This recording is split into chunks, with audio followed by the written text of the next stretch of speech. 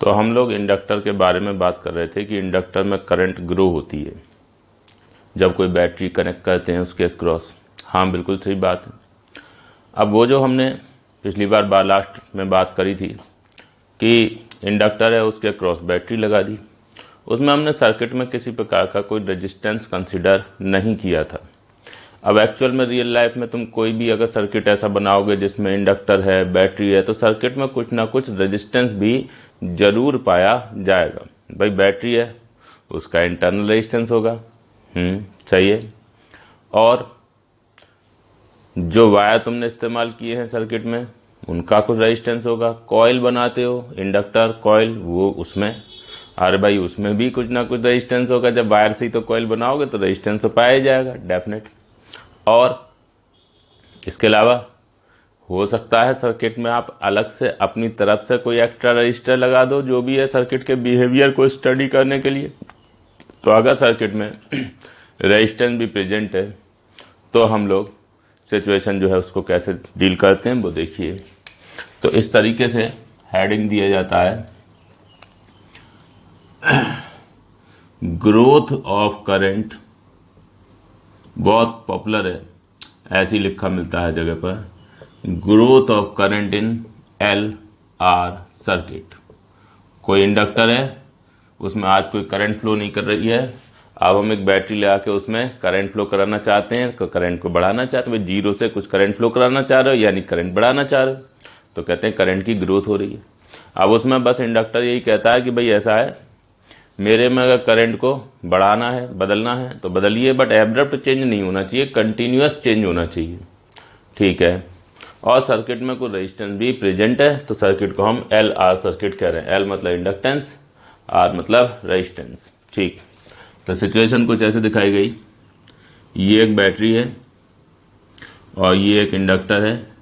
Circuit में जो भी रेजिस्टेंस है सब मिला जुला के ये कैपिटल आर रेजिस्टेंस यहाँ दिखा दिया, ये बैटरी का ईएमएफ ई, और इधर जो है ये एक स्विच लगा दिया। आज ये स्विच खुला हुआ है, इस समय यहाँ पे कोई भी करंट का फ्लो नहीं हो रहा है। बिल्कुल सही बात है, जब स्विच खुला है मतलब बीच में रास्ता कटा है तो करंट फ्लो हो सकती है नहीं। अच्छा चलिए, तो हमने कभी ऐसा है, स्विच को क्लोज करिए, क्लोज स्विच एट टी बराबर 0। इधर स्विच को क्लोज करिए और घड़ी स्टार्ट कर दीजिए। तो स्विच को क्लोज करके तुम क्या चाह रहे हो, स्विच को क्लोज करके तुम चाह रहे हो यहाँ पे बैटरी ऐसे करंट फ्लो कराए, ठीक है। तो चलो t बराबर 0 प्लस, यानी कि जस्ट आफ्टर क्लोजिंग स्विच क्या होगा वो देखिए। जस्ट आफ्टर, स्विच को क्लोज करने के तुरंत बाद, सही है। चलो तो t बराबर 0 प्लस पर देखना है, तो स्विच को क्लोज करने के तुरंत बाद देखिए ये बैटरी है, ये रजिस्टर है और ये इंडक्टर है। इस समय जो करंट है वो क्या होगी, देखो इंडक्टर ये कहता है कि अगर आप इंडक्टर में फ्लो होने वाली करंट को बदलना चाहते हैं तो एब्रप्ट चेंज नहीं हो सकता। जैसे अभी करंट 0 थी, अब स्विच को क्लोज करोगे तो स्विच को क्लोज करते ही करंट एकदम 0 से 10 एम्पियर हो जाए, 5 एम्पियर हो जाए, ये पॉसिबल नहीं है। थोड़ा टाइम लो तब करंट बदलेगी, अभी एकदम से नहीं बदलेगी। तो स्विच को क्लोज करते ही करंट की वैल्यू उतनी ही होगी जितनी पहले थी, मतलब I बराबर 0। हमने चलो हमें कौन सी जल्दी है, थोड़ा इंतजार कर लेते हैं, थोड़ी देर बाद आ जाते हैं, ठीक। तो एट टाइम टी आए हम लोग, ठीक। तो टाइम टी पे आकर जब हमने देखा तो उस समय क्या सिचुएशन है वो देखिए। तो उस समय तक जो इंडक्टर है उसने कहा कि भाई ठीक है अब थोड़ा लंबा समय ले लिया है, तो करंट हमारी 0 से बढ़ते बढ़ते कुछ हो गई 2 एम्पियर, 4 एम्पियर, 5 एम्पियर बाटेवर। तो ई आर और ये है इंडक्टर और यहाँ पर करंट फ्लो हो रही है आई। अच्छा, अब हम लोग यहाँ पर इस सर्किट को लेकर कुछ इक्वेशन लिखेंगे, कैसे वो देखिए। सबसे पहले इंडक्टर है, क्योंकि यहाँ पर करंट जो है वो बढ़ रही होगी, बदल रही होगी, तो ऐसे केस में आप इंडक्टर की जगह एक बैटरी दिखा दीजिए इंड्यूस्ड ईएमएफ वाली, और उसका ईएमएफ लिख लीजिए -LdI/dt। ओके, कोई प्रॉब्लम नहीं है। ये देखो करंट ऐसे फ्लो कर रही है तो ये -LdI/dt वाला आपने इंड्यूस्ड ईएमएफ वाली बैटरी दिखा दी। बाकी यहाँ पर इधर माइनस इधर प्लस, रजिस्टर में इधर करंट घुसेगी इधर से निकलेगी, तो ये आपका इधर प्लस इधर माइनस, बैटरी छोटा प्लेट माइनस बड़ा प्लेट प्लस। यहाँ पर लूप ला लगा देते हैं, वोल्टेज ला लगा देते हैं कि एक लूप में घूमते हैं, जितने भी लोग मिलेंगे सब के क्रॉस वोल्टेज का सम 0। चलिए, तो यहाँ पे माइनस साइन पहले है तो वोल्टेज माइनस ही, यहाँ पर प्लस साइन पहले है तो पोटेंशियल डिफरेंस वोल्टेज IR, यहाँ माइनस साइन पहले है तो माइनस ऑफ माइनस LdI/dt, ऐसे लिख दिया हमने, इक्वल टू 0। ये क्या किया, ये किरचॉफ का लॉ होता है ना, एक किरचॉफ के दो लॉ पढ़े होते हैं हमने, एक जंक्शन लॉ एक लूप लॉ। तो ये लूप लॉ की बात करी जा रही है कि किसी लूप में जितने भी लोग हैं सबके क्रॉस पोटेंशियल डिफरेंस का सम 0 होता है। बिल्कुल, तो वो चीज़ लिख दी। अगर कोई भूल गया हो तो इसको जो है आपने करंट इलेक्ट्रिसिटी वाले चैप्टर में पढ़ा था, वहाँ के जो नोट्स हैं उनको रेफर करिए, देखिए कि भाई लूप लॉ किस तरीके से अप्लाई किया जाता है। अभी हमारा फोकस लूप लॉ पे नहीं है तो इसलिए हम इस पर जोर नहीं दे रहे हैं, ठीक है। आगे बढ़ते हैं। तो जैसे इसमें कन्फ्यूजन हो रहा हो, सुन लो बात, मुझे मत कहना सर ने समझाया नहीं सही से। क्या करंट इलेक्ट्रिसिटी में जहाँ पर लूप लॉ बताया गया है वहाँ जाके देखिए, ठीक है। चलिए, तो हमने अब कहा नोट्स है ना तुम्हारे पास, वही कॉपी में लिखते हैं नहीं लिखते हैं तो उसमें देखिए जाके। चलो, तो अब देखो यहाँ पर, अब हमने कहा भाई ऐसा है, ये इक्वेशन आ जाएगी -E plus IR plus LdI/dt बराबर 0। चलो, तो LdI/dt बराबर E माइनस IR। हमने कहा आई वाली चीज़ एक तरफ करिए, DI/E माइनस IR बराबर 1/L dt। हमें DI नहीं चाहिए, हम ये जानना चाहते हैं यहाँ पर कि भाई किसी टाइम t पर ये जो करंट यहाँ पर है ये पता चल जाए हमें कि भाई किसी टाइम t पे कितनी करंट, ये करंट 0 थी शुरुआत में, टाइम t तक इंतजार किया था, काहे लिए इंतजार किया था, ताकि सर्किट में कुछ करंट फ्लो हो सके। तो वो करंट भी तो हमें पता चले कि भाई कितनी करंट इस समय फ्लो हो रही है। क्यों नहीं। तो आपने कभी ऐसा है, इसको हम यूँ लिख लेते हैं। अब इसको इंटीग्रेट करेंगे, इंटीग्रेट इसलिए कर रहे हैं ताकि DI की जगह हमें मिले I। ओके, चलो अब ये इंटीग्रेशन, फिर वही बात, इंटीग्रेशन आ गया। अब बहुत से लोग कहेंगे इंटीग्रेशन तो आता नहीं हमें, कोई बात नहीं भाई, अगर नहीं आता है तो मान लो जैसे कि भाई ये मैं इंटीग्रेशन करने जा रहा हूँ, ये इसका रिजल्ट होगा। या फिर अगर आपने पहले कभी इंटीग्रेशन पढ़ा है तो वो कॉपी वगैरह जाके देखिए कि भाई इंटीग्रेशन कैसे किया जाता था। तो यहाँ पर इसका जो इंटीग्रेशन है वो होगा, अच्छा लिमिट भी तो रख दें, टाइम जब 0 था तो करंट 0 देख लो, टाइम 0 पर करंट 0, और टाइम t तक आते आते करंट हो गई I। अब यहाँ पे इंटीग्रेशन, ये इसका इंटीग्रेशन होगा ln E minus IR upon minus का R, ठीक, 0 टू I बराबर 1/L t 0 to t, ln E minus IR 0 to I is equal to, ये माइनस R इधर ले लिया तो माइनस का R/L t माइनस 0। अब ये लिमिट रखते हैं, ठीक है, लिमिट रखिए हम। तो ln E minus IR minus ln E, ये देख लो, एक बार यहाँ पे I रखोगे तो ये मिलेगा, और एक बार 0 रखोगे तो ये मिलेगा। I रख के जो मिला उसमें से 0 रख के जो मिला घटाया, बराबर -R/L इंटू टी। चाहिए, तो ये है आपके पास सिचुएशन जिसमें हमने I और T के बीच में रिलेशन लिखा। इसको हम लोग अभी लॉग हटा के, लॉग हटाते हैं तो बेस यानी E, ये नेचुरल लॉग है, ln का तो होता है नेचुरल लॉग यानी लॉग बेस E। तो उसमें से अगर लॉग हटाओगे तो चीज़ें E की पावर में चढ़ जाती हैं, तो वो हम अभी देख लेते हैं। आप पहले अभी जितना आपके सामने है क्या क्लास को रोकें और इतना ठीक से नोट करें, ध्यान दे लीजिए। ये सिचुएशन और इससे पहले जो पढ़ा था, क्या इंडक्टर में करंट की ग्रोथ, उसमें रेजिस्टेंस नहीं था, उसमें सिर्फ कौन था, इंडक्टर था और बैटरी थी। वो आइडियल केस है, क्योंकि आप कोई इलेक्ट्रिक सर्किट बनाओगे, कोई तार वगैरह का इस्तेमाल करोगे तो भाई उसमें कुछ ना कुछ रेजिस्टेंस तो जरूर होगा।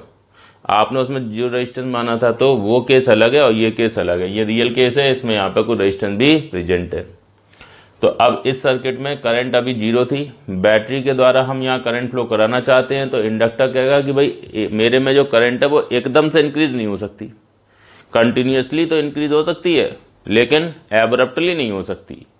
तो वो चेंज करंट में किस तरीके से होगा टाइम के साथ, उसी को पता करने के लिए ये सारी एक्सरसाइज करी गई है। तो देख लें और क्लास को रुक के कॉपी में नोट करें।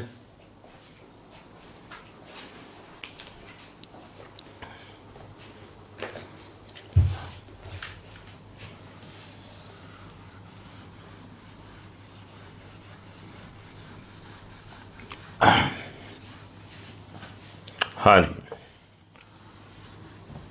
अच्छा, log a minus log B, वो हम जानते हैं log a minus log B होता है log a अपान बी। तो ये जो इसमें लेफ्ट साइड में दिखाई दे रहा है ln e माइनस आई आर माइनस ln e, तो ये हो जाएगा ln e माइनस आई आर अपान e, ठीक है, बराबर minus R by L into t. चाहिए ln का मतलब हो गया log बेस e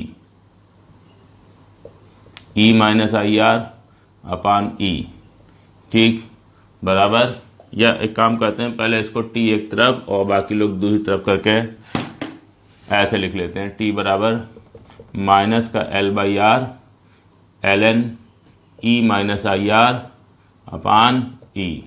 माइनस को डालोगे अंदर तो होता है कि log a अपान बी, माइनस साइन लगाओगे तो वो log b अपान ए हो जाएगा। तो टी बराबर L by R ln e upon E minus I R. लो भाई, ये बड़ा पॉपुलर, ये भी, हालांकि ये मेन फार्मूला नहीं है, मेन फार्मूला करंट का होगा टाइम के टर्म्स में। ये हमने क्या किया, ये कहीं पे ऐसा कह दिया जाए कि भाई शुरुआत में करंट 0 थी, फिर आपने क्या किया, करंट का फ्लो कराना शुरू किया। तो बताओ करंट 10 एम्पियर जब होगी वो टाइम क्या होगा, कितने टाइम के बाद करंट 0 से बढ़ के 10 एम्पियर हो जाएगी। ऐसा करके अगर सवाल तुमसे पूछा जाए तो तुम यहाँ करंट की वैल्यू 10 एम्पियर रख दोगे, टाइम तुम्हें मिल जाएगा। करंट की वैल्यू 0 से बढ़ के 6 एम्पियर कब हो जाएगी, टाइम क्या होगा, तो आई को 6 रख दो, टाइम मिल जाएगा। ठीक है, तो करंट अगर दे रखी हो और टाइम पूछा हो तो आप इसका इस्तेमाल करेंगे। मैं लिखता हूँ ये बात क्योंकि लोग फार्मूले तो ये लिख लेते हैं, बट वही है कि कभी कभी ध्यान नहीं रहता है यार इस्तेमाल कब करना है। तो मैं लिख देता हूँ, if current is given and we want to find t. Current दे रखी है, सही है कि भाई आरएल सर्किट में करंट पहले 0 थी, फिर बढ़ते बढ़ते 6 एम्पियर हो जानी है कभी, हाँ बिल्कुल हो जाएगी कभी ना कभी। तो बस वो करंट 6 एम्पियर कब होगी, 10 एम्पियर कब होगी, 20 एम्पियर कब होगी, सब यहीं से पता चलेगा। ठीक है, चलिए अब मैंने कहा भी ऐसा है, यहाँ पे हम इसको ऐसे लिखते हैं, ln e upon E minus I R is equal to R T by L. ln को लिख लो log बेस e, ये नेचुरल लॉग होता है, ln मतलब natural log, log base e। अब ये लॉग हटाओ, तो लॉग हटाने का तरीका ये होता है, जो बेस है इसकी पावर में ये चीज़ चढ़ जाती है, तो e upon E minus I R equal to e की power R t upon L. Yes, तो यहाँ से आपको मिलेगा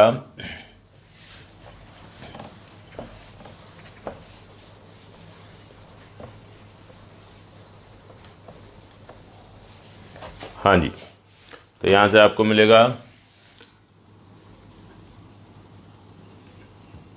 E अपान ई की power R T by L is equal to E minus I R. वो करंट हमें चाहिए ना, करंट एक तरफ करना चाह रहे हैं, मतलब आई लिखना चाहते हैं टी के टर्म्स में, तो इसको ऐसे लिखा, फिर ये ऊपर जाएगा तो ई की power minus are T by L हो जाएगा, ई की power minus are T by L बराबर ई माइनस आई आर इधर ले आओ, इसको उधर ले जाओ, तो आई आर बराबर ई माइनस ई की power minus are T by L. तो आई की वैल्यू आ गई फाइनली आपके पास ई बाई आर 1 माइनस ई की power minus are T by L. ये आपका करंट का एक्सप्रेशन आ गया। अगर तुम इस करंट के एक्सप्रेशन जो है इसके लिए ये देखो कि भाई टाइम जब बढ़ेगा तो करंट की वैल्यू बढ़ेगी। तो अगर हम एक लंबे समय के बाद बात करें, आफ्टर लॉन्ग टाइम, तो मतलब t टेंडिंग टू इन्फिनिटी, खूब लंबे समय तक आपने इंतजार किया, तो क्या होगा, तो जब t इन्फिनिटी को जाएगा तो e की पावर माइनस इन्फिनिटी ये हो जाएगा, तो 1 अपान ई की पावर इन्फिनिटी यानी 1 बाई इन्फिनिटी ये हो जाएगा 0। अब ये चीज़ जीरो हो गई तो आई बराबर क्या, ई बाई आर। लंबे समय के बाद करंट की वैल्यू ई बाई आर हो जाएगी। इसको आपने आई नॉट लिख दिया। अच्छा, तो हम क्या करते हैं, हम यहाँ पर ये जो आपका एक्सप्रेशन है इसको ऐसे लिखेंगे, आई बराबर आई नॉट 1 माइनस ई की power minus T upon tau. तो मैंने यहाँ पे दो काम किए, एक तो ई बाई आर को आई नॉट लिख दिया और एल बाई आर को टाउ लिख दिया। ये हो गया टाइम कांस्टेंट ऑफ सर्किट। ये जैसे आरसी सर्किट में आपने टाइम कांस्टेंट पढ़ा होता है, वैसे यहाँ पे एलआर सर्किट का भी टाइम कांस्टेंट होता है।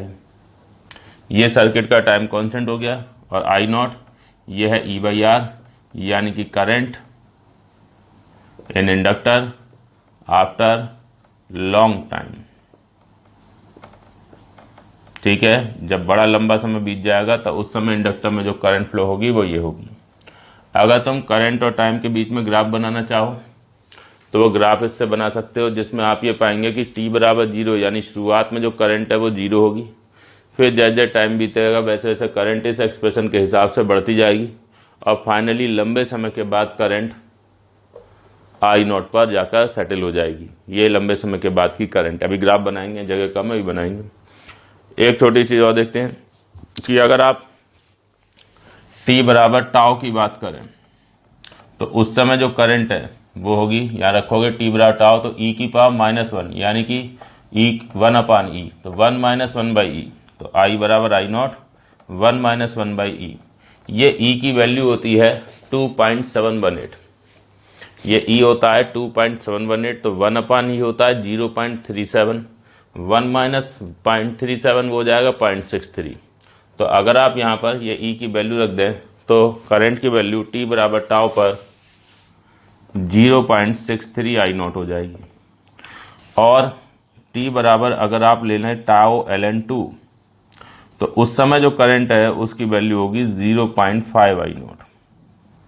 ये दो बातें याद रखी जाती हैं कि एक टाइम कांस्टेंट के बाद जो करंट है वो अपने मैक्सिमम वैल्यू के या फाइनल वैल्यू के 63% पर पहुंच जाती है, और टाउ ln2 समय के बाद जो करंट है वो अपने फाइनल वैल्यू के 50% तक आ जाती है। 63% हो गया, ये 50% हो गया। देख लीजिए, ये टाउ ln2, यहाँ पर t बराबर टाउ ln2 रखोगे तो e की पावर माइनस ln2 होगा तो वो e की पावर ln2 होता है 2, तो e की पावर माइनस ln2 होगा 1/2, तो 1 माइनस 1/2 1/2 आ जाएगा। तो ये i बराबर आई नॉट बाई 2, यानी 0.5 आई नॉट। अब मैंने काम नहीं किया यहाँ पे, जिसका कोई फ़ायदा नहीं है, इतना काम जो समझ सकते हैं वो कर लीजिए।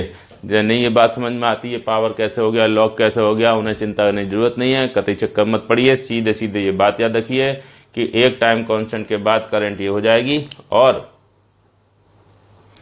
टाउ ln2 ये बड़ा इंपॉर्टेंट टाइम है। ये मैंने उसमें भी बताया होगा आपको, आरसी सर्किट जो होता है उसमें भी बताया होगा कि टाउ ln2 पे क्या होता है। ठीक है, 50% पे पहुंच जाती हैं सारी चीज़ें। ठीक है, आरसी सर्किट में बताया था करंट है, चार्ज है, वोल्टेज है, ये सब। ठीक है, तो यहाँ पर भी t बराबर टाउ ln2 पर करंट अपने मैक्सिमम वैल्यू फाइनल वैल्यू के 50% तक आ जाएगी। ग्राफ एक बनाना इसमें रह गया, वो मैं अभी आपके लिए बना देता हूँ। ठीक है, तो पहले आप इतनी चीज़ जो है वो नोट करिए। देख लीजिए, ये अभी जो एलआर सर्किट है उसी को लेकर बात हो रही है कि करंट ग्रो करेगी इंडक्टर में। तो टाइम के साथ करंट कैसे ग्रो करेगी उसके लिए ये एक्सप्रेशन निकाला गया। इसमें इन चीज़ों को कुछ सिंबल अलग दे दिए गए, आई बाई आर को आई नॉट और एल बाई आर को टाओ, इसे नाम दे दिया गया। और ये कुछ इंपॉर्टेंट टाइम बता दिए जब आपको करंट की वैल्यू याद रखनी है। भाई कुछ चीज़ें तो याद भी करनी पड़ती हैं। ठीक है, तो वो आपको इसमें याद रखना पड़ेगा ये दोनों चीज़ें। ठीक है, ग्राफ अभी मैं बनाता हूँ, आप क्लास को रोकें और इतनी चीज़ को ठीक से नोट करें।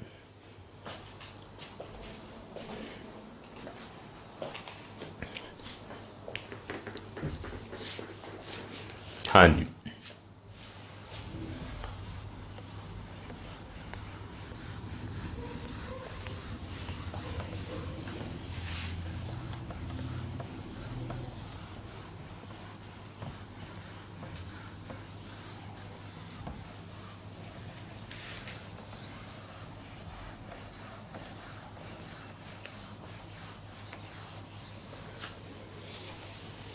जी तो देखिए करंट और टाइम के बीच का ग्राफ, करंट और टाइम इनके बीच में ग्राफ बना के आपको दिया जाएगा करंट I, ठीक है। टाइम 0 पर करंट 0 थी और लंबे समय के बाद करंट E/R, जिसको आपने I0 लिखा था, यहाँ तक पहुँच जाएगी। करंट का टाइम के साथ जो ग्रोथ है वो ऐसे होगा। ये देखो, ये एब्रप्ट चेंज नहीं है कि करंट एकदम से 0 से बढ़ के I0 हो गई ना, ये कंटिन्यूअस चेंज है। एब्रप्ट चेंज होता है कि करंट एकदम से 0 से बढ़ के इतनी हो गई, ये कहलाता है एब्रप्ट चेंज।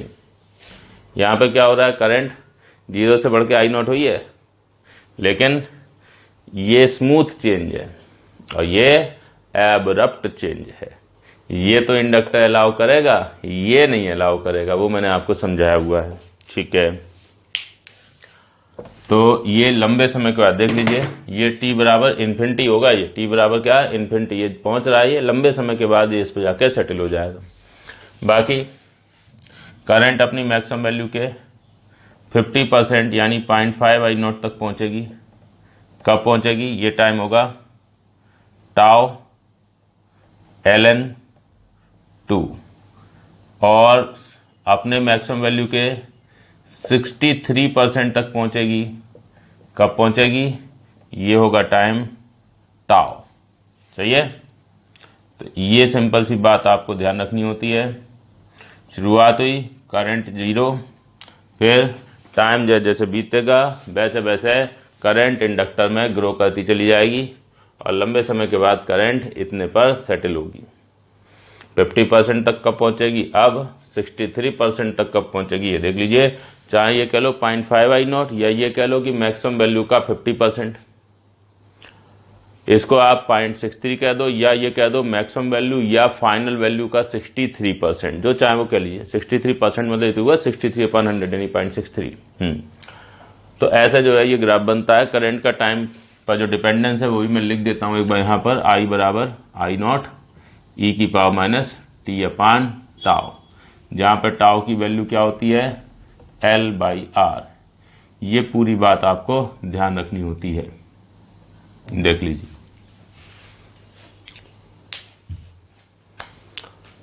कुछ ऐसा बहुत विशेष नहीं है, बस ये है कि थोड़ा सा याद रखने वाली चीज़ तो है ही। समझा तो दिया, ये पूरी बात बता दी है और थोड़ा आपको याद रखना पड़ेगा। तो क्लास को रोकें और ये जो ग्राफ आपके सामने बना हुआ है इसको कॉपी में साफ साफ नोट कर लें।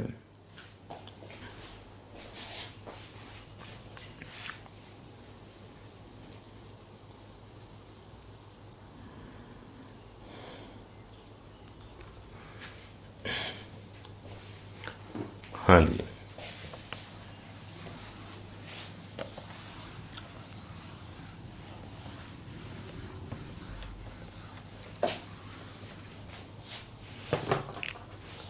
तो ये LR सर्किट जो है इसको लेके आपको ये बात बता दी गई, ठीक है। हम लोग ध्यान देते हैं, फिर आगे एक सिंपल सा सवाल कर सकते हैं। सवाल तो बहुत कर सकते हैं, ऐसे ही कुछ भी, ठीक है। तो देखिए हमारे पास एक ये बैटरी है और ये बैटरी 10 वोल्ट की है, 10 वोल्ट। यहाँ पर ये स्विच लगा हुआ है, ये रेजिस्टेंस 5 ओम का और ये इंडक्टर लगा हुआ है 2 हेनरी का, चाहिए। हमसे ये कहा गया कि भाई ऐसा है, क्लोज करेंगे स्विच को, ठीक।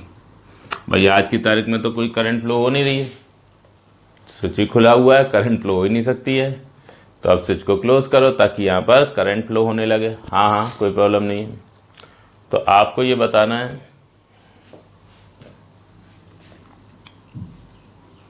कि जिस समय यहाँ जो रजिस्टर है उसके अक्रॉस पोटेंशियल डिफरेंस 4 वोल्ट होगा,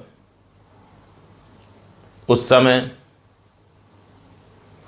इंडक्टर में करंट के ग्रोथ का रेट क्या होना चाहिए, ठीक है। ये लिख देता हूं मैं, rate of increase of current in inductor, L लिख दिया, L का मतलब समझ गया। इंडक्टर क्या होगा, when potential difference across R is 4 volt. सही है। तो छोटा सा बहुत आसान सवाल लिख दिया, क्लास को रोकें और इसका जवाब निकालने की कोशिश करें।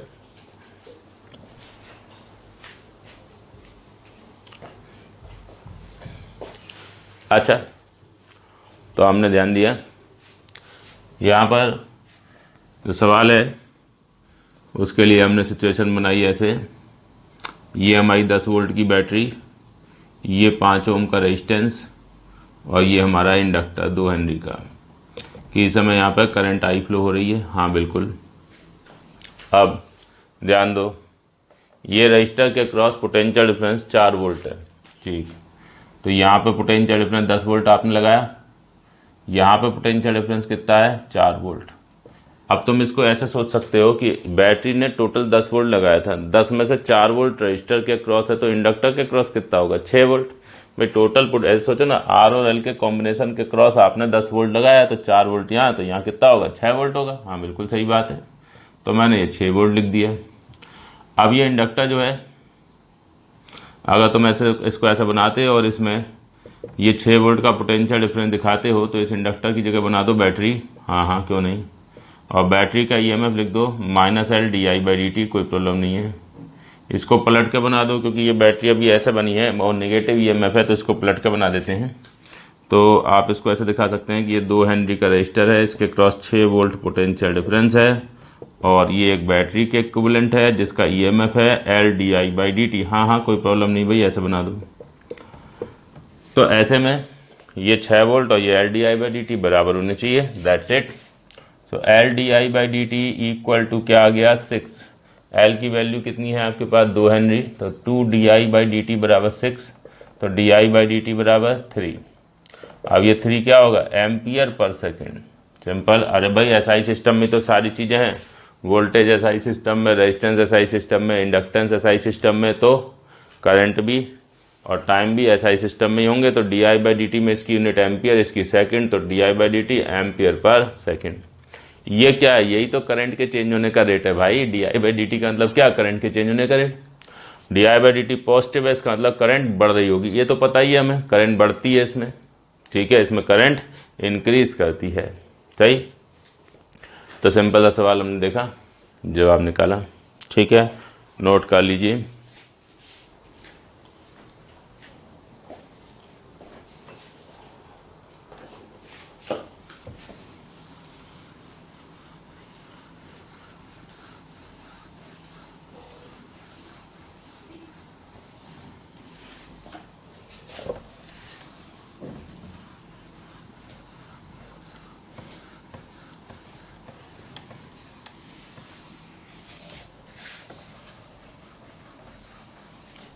हाँ जी, तो हम लोग फिर बात करते हैं, और कोई भी ऐसे सवाल, कुछ ऐसा विशेष नहीं है इसमें कि जिस पर बहुत सारे सवाल जो है बताए जाएं। हाँ कुछ और चीज़ें हम लोग पढ़ लें फिर देख सकते हैं। तो अभी के लिए मैंने कुछ और पॉइंट जो है यहाँ पे लिखने की बात करी।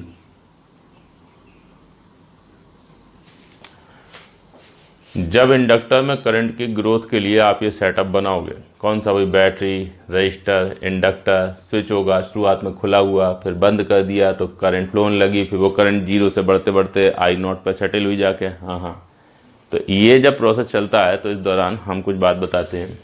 क्या, व्हेन, यही कह लो, just after switch is closed, यानी कि जैसे ही आप इंडक्टर में करंट का फ्लो शुरू कराएंगे, ठीक उस समय inductor behaves as open circuit. ये क्या बात हुई भाई, बहुत सिंपल सी चीज कही जा रही है, आप ध्यान दीजिए।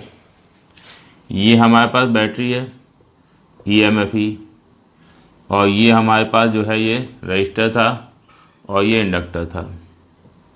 अब आप ध्यान दीजिए, अभी करंट क्या है 0। अब जस्ट आफ्टर क्लोजिंग स्विच क्या होगा, स्विच को क्लोज करने के बाद तुरंत बाद, स्विच को क्लोज करने के तुरंत बाद ये बैटरी, ये रजिस्टर और ये इंडक्टर। अब ध्यान दीजिए, यहाँ पर करंट क्या होगी, 0। तो क्या बैटरी कह रही है यहाँ पे करंट 0 होनी चाहिए? क्या रजिस्टर कह रहा है करंट 0, या इंडक्टर कह रहा है? कौन कह रहा है? देखो, बैटरी और रजिस्टर को कोई प्रॉब्लम नहीं, ये कहेंगे हमें कोई दिक्कत नहीं है भाई, करंट 0 से बढ़कर एकदम से 4 एम्पीयर हो जाए, 10 एम्पीयर हो जाए, हमारा कोई इशू नहीं है। ये इस इंडक्टर का इशू है जो इस समय करंट फ्लो नहीं होने दे रहा है। इसने अपनी कंडीशन लगाई हुई है कि भाई मेरे में करंट एब्रप्टली चेंज नहीं हो सकती। तो अभी थोड़ा टाइम लोगे तब तो ये बदल सकती है, बट अभी एकदम से जैसे ही स्विच क्लोज किया तो करंट में कोई चेंज देखने को नहीं मिलेगा। सही है?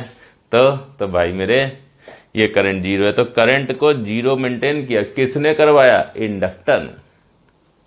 तो अब इंडक्टर जो है यहाँ पर करंट फ्लो होने नहीं दे रहा है, तो हम ये कहेंगे कि इस समय जो इंडक्टर है उसका बिहेवियर एक ओपन सर्किट का है। इंडक्टर यहाँ पर ऐसा महसूस करवा रहा है जैसे उसने सर्किट को यहाँ अपनी पोजीशन पर बीच में काटा हुआ है जिसकी वजह से यहाँ पर कोई भी करंट का फ्लो नहीं हो पा रहा है। तो इसको आपने क्या कहा? ओसी। ओसी का मतलब ओपन सर्किट, समझे? स्विच को क्लोज करने के तुरंत बाद इंडक्टर एक ओपन सर्किट की तरह से बिहेव करता है। आपको ऐसा लगेगा जैसे इंडक्टर वाली जगह पर सर्किट बीच में से कटा हुआ है, सो दैट इंडक्टर वाली ब्रांच में से, जहां इंडक्टर लगा हुआ है उस ब्रांच में कोई करंट का फ्लो अलाउड नहीं है। सही है? तो ये बड़ा पॉपुलर है। ठीक, याद रखनी है बात। इंडक्टर में कोई करंट नहीं फ्लो हो रही थी, अब तुमने एकदम से कोई स्विच क्लोज किया और कहा कि लाओ भाई बैटरी को लाओ पिक्चर में, करंट का फ्लो शुरू कराओ। तो जहाँ इंडक्टर है उस ब्रांच को ओपन सर्किट की तरह से कंसीडर करेंगे, ऐसा मानेंगे इंडक्टर की जगह सर्किट बीच में से कटा हुआ है। ओके, अब दूसरी इंपॉर्टेंट बात वो देखिए, long time after closing switch. Switch को क्लोज करने के बड़े लंबे समय बाद, वही t बराबर इन्फिनिटी, क्या होता है? करंट मैक्सिमम पे I0 E/R पे सेटल हो जाती है। हाँ, तो उस समय की बात करते हैं। ये देखिए, ये आपकी बैटरी है, ये आपका रजिस्टर है, ये आपका इंडक्टर है, और यहाँ पे करंट कितनी है इस समय? I0 का मतलब E/R। क्यों? यही तो है। अब हमसे कोई कहता है यार ये करंट E/R क्यों है, तो हम कहेंगे ये ऐसा है, ये तो ऐसा लग रहा है जैसे इस सर्किट में इस समय बैटरी है और रजिस्टर है, उन दोनों के अलावा कोई और है ही नहीं। देख लो, अगर तुम यहाँ पर बैटरी और रजिस्टर को कंसीडर करो तो ये दोनों मिलकर इस जगह पे कितनी करंट फ्लो कराना चाहेंगे? E/R, voltage upon resistance. इसका मतलब बैटरी और रजिस्टर मिलकर डिसाइड कर रहे हैं करंट। इंडक्टर क्या है, इंडक्टर की इंडक्टेंस क्या है, ये है या नहीं है, उससे कोई फर्क नहीं पड़ता। ये ऐसा लग रहा है जैसे ये नहीं है, सीधा एक तार लगा है इसकी जगह, जिसके चलते यहाँ पर बैटरी और रजिस्टर मिलकर E/R करंट का फ्लो करवा रहे हैं। बिल्कुल सही बात। तो इस समय आपका जो इंडक्टर है वो ऐसे बिहेव कर रहा है जैसे यहाँ पर इंडक्टर नहीं है, बल्कि इंडक्टर की जगह एक सीधा तार ऐसे कनेक्टेड है, और जैसे सीधा तार कनेक्टेड है तो E और R मिलके जो करंट फ्लो कराएंगे, I बराबर कितनी? E/R हो गया। तो इस समय जो इंडक्टर का बिहेवियर है वो क्या हो गया? SC का मतलब शॉर्ट सर्किट। ठीक, देख लीजिए, यहाँ ओपन सर्किट था और वहां पर शॉर्ट सर्किट है। तो ये दोनों बहुत ही पॉपुलर बातें हैं, सवाल करने के दौरान इस्तेमाल होती हैं कि कहीं पर इंडक्टर है, अब तुमने कुछ चेंजेस किए सर्किट में, कोई बैटरी पिक्चर में ले आए, तो शुरुआत में इंडक्टर ओपन सर्किट की तरह से काम करेगा, और लंबे समय के बाद जब सारी चीजें सेटल हो जाएंगी उस समय इंडक्टर शॉर्ट सर्किट की तरह से काम करेगा। इसको आप ऐसे भी समझ सकते हैं कि भाई आफ्टर लॉन्ग टाइम, लंबे समय के बाद क्या होगा? लंबे समय के बाद जो करंट है वो कांस्टेंट हो जाएगी।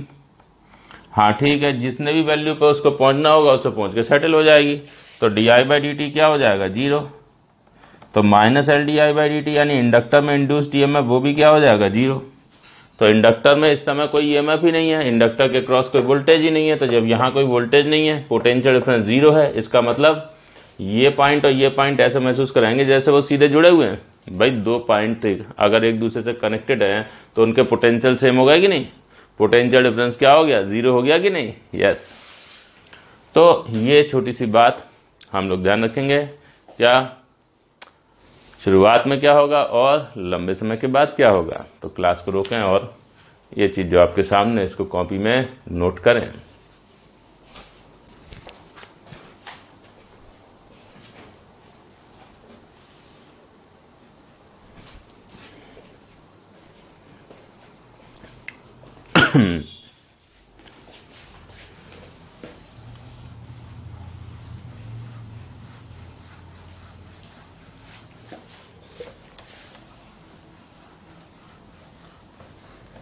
हाँ जी, तो हमें ये बात अब बताई जा रही कि जैसे ओपन सर्किट शॉर्ट सर्किट वाली चीज़ जो है, इस पे हम कुछ सिंपल सा एक सवाल देख सकते हैं।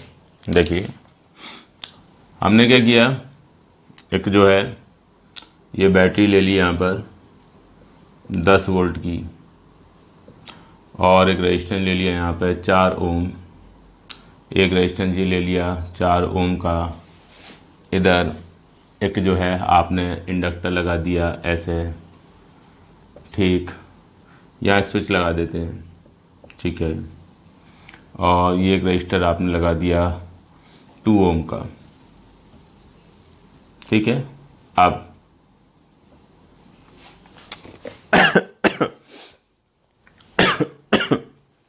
हमसे एक आ गया कि ये बताइए कि ये स्विच को कभी क्लोज किया जाएगा। यस, तो जो हमारा ये बैटरी है, रेजिस्टेंस है, ठीक है, इनमें करंट को लेकर बात पूछी जा रही है। करंट थ्रू सेल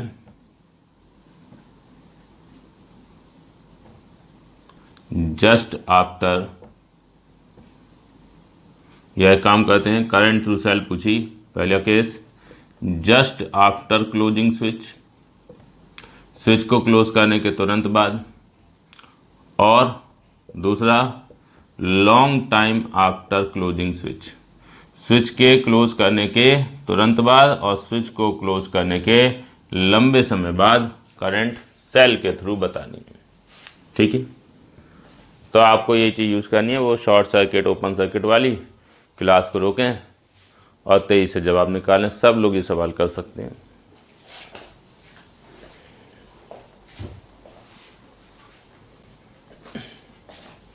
अच्छा, तो हम लोग ध्यान देते हैं। पहले ये जस्ट आफ्टर क्लोजिंग स्विच पे आते हैं। तो जस्ट आफ्टर क्लोजिंग स्विच पहला केस, इस समय आपने ये बैटरी दिखाई 10 वोल्ट की, ये रेजिस्टेंस दिखाया 4 ओम का, ये 4 ओम का रेजिस्टेंस दिखाया, ये 2 ओम का रेजिस्टेंस दिखाया, और जो इंडक्टर है इसको ओपन सर्किट दिखा दिया। इंडक्टर कहेगा भाई ऐसा है, अभी इस समय मेरे में 0 करंट फ्लो हो रही है, तो स्विच को क्लोज करने के तुरंत बाद भी मेरे में कोई करंट एकदम से फ्लो नहीं हो सकती। हाँ, लंबे समय बाद मेरे में करंट फ्लो हो सकती है, वो कोई बात नहीं, या थोड़े समय दो, थोड़ा टाइम दो, लंबा भी नहीं, थोड़ा सा टाइम दो भाई, उसमें करंट बढ़ के कुछ हो जाएगी, बट एकदम से करंट नहीं बदल सकती। हाँ, तो करंट आपने यहाँ पे क्या कर दी, खत्म, ओपन सर्किट। अच्छा, अब यहाँ करंट बतानी है, तो यहाँ तो बहुत आसान है। अब ये 10 वोल्ट की बैटरी हो गई, ये 4 ओम का रेजिस्टेंस, ये 4 और 2 ओम पैरेलल, तो पैरेलल में है तो इनका इक्विवेलेंट क्या होगा, R1 R2 अगर पैरेलल में होते हैं तो इक्विवेलेंट होता है R1 R2 बटे R1 प्लस R2, 4 इंटू 2 बटे 4 प्लस 2, 8 बटे 6, यानी कि 4 बटे 3 ओम, ठीक। यहाँ पर करंट चाहिए, तो करंट के लिए वोल्टेज डिवाइडेड बाई रेजिस्टेंस। हाँ भाई, ये दोनों सीरीज में, टोटल रेजिस्टेंस कितना हो जाएगा, 4 प्लस 4 बटे 3, 4 प्लस 4 बटे 3 ओम, और ये मेरा आंसर आ गया, आई बराबर 10 डिवाइडेड बाई 12 4 16 बटे 3, 30/16, यानी कि 15/8 एम्पियर। लो भाई, हो गया काम। बैटरी के थ्रू इस समय ये करंट फ्लो हो रही होगी, ये करंट ऐसे फ्लो हो रही है, चाहिए। अच्छा जी, फिर हमने कहा लंबे समय के बाद क्या होगा। देखो भाई, ऐसा है, बी पार्ट, लंबे समय बाद, लंबे समय बाद जो इंडक्टर है वो शॉर्ट सर्किट हो जाएगा। इंडक्टर कहेगा ऐसा भाई, खूब लंबा समय बीत गया, जो करंट को सेटल होना होगा सब हो चुका होगा, अब मेरे क्रॉस वो -LdI/dt वाला इंड्यूस्ड ईएमएफ वो 0 हो जाएगा। तो इंडक्टर के दोनों टर्मिनल्स एंड्स के बीच में कोई पोटेंशियल डिफरेंस नहीं है, तो दोनों एंड शॉर्ट सर्किट जो है उसकी तरह से महसूस करेंगे। ये 4 ओम यहाँ करंट आई, ये आपको बतानी है, ये 4 ओम, ये इंडक्टर के दोनों एंड, ये क्या हो गया, शॉर्ट सर्किट, और ये 2 ओम। अब क्या करें? अब भाई देखो ऐसा है, ये 10 वोल्ट की बैटरी, करंट आई, ये 4 ओम, ये जो है ये, इसको अब आप सीधा सीधा एक तार मान लीजिए, इनको भूल जाइए। क्यों? आप देखिए यहाँ पे सीधा तार ऐसे जुड़ा है, तो यहाँ के बीच में पोटेंशियल डिफरेंस कितना है? 0। अगर यहाँ पोटेंशियल डिफरेंस 0 है तो यहाँ भी तो 0 होगा, ये पैरेलल में लगा है, यहाँ भी 0 होगा। तो जब इन दोनों रजिस्टर्स के अक्रॉस पोटेंशियल डिफरेंस 0 होगा तो क्या इनमें कोई करंट फ्लो होगी? नहीं, ना इसमें कोई करंट फ्लो होगी, ना इसमें, बेकार है, बस सीधे समझो ऐसे तार जुड़ा हुआ है। लो, काम खत्म, आई की वैल्यू आ गई 10/4, 10 वोल्ट अपान 4 ओम, यानी आई की वैल्यू 2.5 एम्पियर। ठीक है, तो ये सिंपल सी चीज़ है, कुछ भी खास इसमें ऐसा नहीं है जो कठिन हो। क्या करना है? बस इंडक्टर को शॉर्ट सर्किट या ओपन सर्किट जैसी कंडीशन दे रखी है, उसके हिसाब बाद फिर वही रेजिस्टेंस, फिर तो बैटरी रह गई और रेजिस्टेंस रह गए, तो करंट इलेक्ट्रिसिटी का सवाल हो गया, बात खत्म हो गई। ठीक है, तो इसको एक बार ध्यान से देख लीजिए और कॉपी में नोट कर लीजिए।